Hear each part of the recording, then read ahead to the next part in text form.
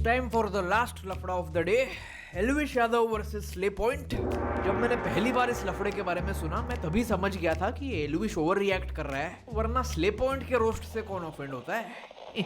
Slay point ने पिछले हफ्ते एक 14 मिनट का रोस्ट वीडियो डाला था और उसमें उन लोगों ने बस 1 मिनट के लिए एल्विश यादव को रोस्ट किया था और एल्विश उस पे ऑफेंड हो गया। इन लोगों को काले को काला बुलाने में, मोटे को मोटा बुलाने में मजा आता है, लेकिन अगर गुंडे को गुंडा बोल दिया तो ऑफेंड हो जाते हैं।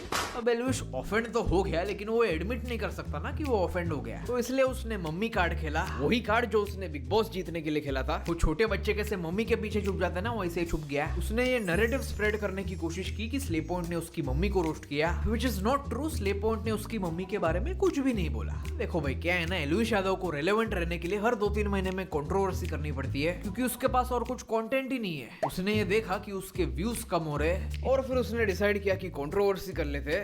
तो बस फिर एल्विश ने अपने आईटी सेल को स्ले पॉइंट के खिलाफ बिलो द बेल्ट जाने का ऑर्डर दिया। If he wanted to show them what below the belt looks like, then उसने खुद का ही फोटो अपलोड कर देना चाहिए था। बट एनीवे, बस कुछ ही घंटों में ट्विटर पे फालतू ट्रेंड शुरू हो जाते हैं। एज एक्सपेक्टेड स्ले पॉइंट पर बहुत सारी गालियां पड़ती है और स्पेशली गौतमी के लिए से वल्गर कमेंट्स आने लगते हैं। And the worst part is कि गौतमी के फेक मॉफ्ट फोटो शेयर होने लगते हैं। तो मैंने तब भी पहले ऑनलाइन कुछ नहीं करा। पहले एज अ प्रोफेशनल यूट्यूबर हमने कॉल करा इनके मैनेजर साहब को, जो मेरे बहुत अच्छे दोस्त हैं। As a professional YouTuber Elvish ने न्यूज आर्टिकल्स के थ्रू अपना पीआर करवाया। एल्विश के सपोर्ट में मुझे बहुत सारे न्यूज आर्टिकल्स मिले, लेकिन इसके फैंस ने जो हैरेसमेंट किया उसके ऊपर मुझे एक भी आर्टिकल नहीं मिला। उसके बाद उनकी होगी पीआर एक्टिवेट, पूरी पीआर टीम लेके चलते हैं। मुझे इन्हें लगता है, मुझे पता नहीं रहता, मैं सारी चीज निकाल लेता हूँ कौन कितने पानी में। अब ये जो सारी चीजें होती हैं, इनका एक सिस्टम होता है। ये सारी चीजें एकदम सिस्टमैटिक तरीके में होती है। It's actually an IT cell, वरना बस कुछ ही घंटों में ऐसे ट्रेंड्स क्रिएट नहीं होते। इनके इंस्टाग्राम और टेलीग्राम पे ग्रुप्स होते हैं जहाँ पे इनको ऑर्डर्स मिलते हैं, वहाँ पे इनको हैशटैग्स, कैप्शंस, फोटोज सब कुछ मिलता है और बस फिर ये लोग अपने फेक अकाउंट्स में लॉगिन करके काम पे लग जाते हैं। तो what I am trying to say is that Slay Point को, स्पेशली गौतमी को जो हैरेसमेंट फेस करना पड़ा, उसके लिए एल्विश डायरेक्टली रिस्पॉन्सिबल है।